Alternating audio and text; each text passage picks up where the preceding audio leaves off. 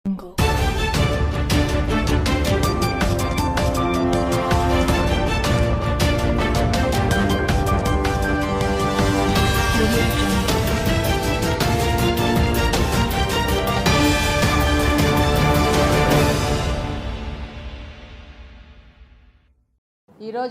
వేమిరెడ్డి ప్రశాంతి రెడ్డి గారిని ప్రసన్న కుమార్ రెడ్డి గారు కించపరుస్తూ అవహేళన చేస్తూ ఆమె వ్యక్తిగత విషయాలు మాట్లాడుతూ ఈరోజు ప్రజల ముందుకు వస్తున్నారు. ప్రశాంతి రెడ్డి గారు ప్రసన్న కుమార్ రెడ్డి గారు ఇద్దరు కుటుంబ సభ్యులే.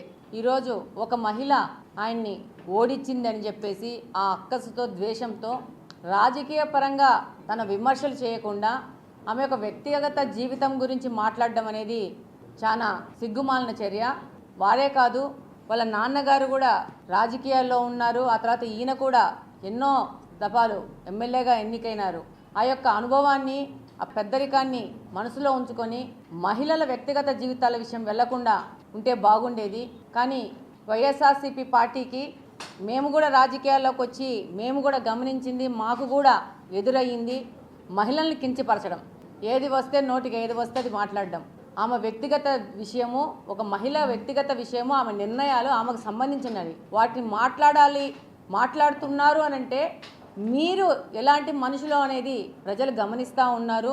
ఇలా మాట్లాడడం వల్ల ఏదో ఆమె వ్యక్తిగత విషయాల గురించి, ఆమె పర్సనల్ విషయాల గురించి ఎగతలుగా మాట్లాడడం వల్ల ఆమెనేదో కించపరిచినారని చెప్పేసి మీరు అనుకుంటే అది చాలా తప్పు. మీ యొక్క వ్యక్తిత్వాన్ని ప్రజల ముందు బయటపెడుతున్నారు.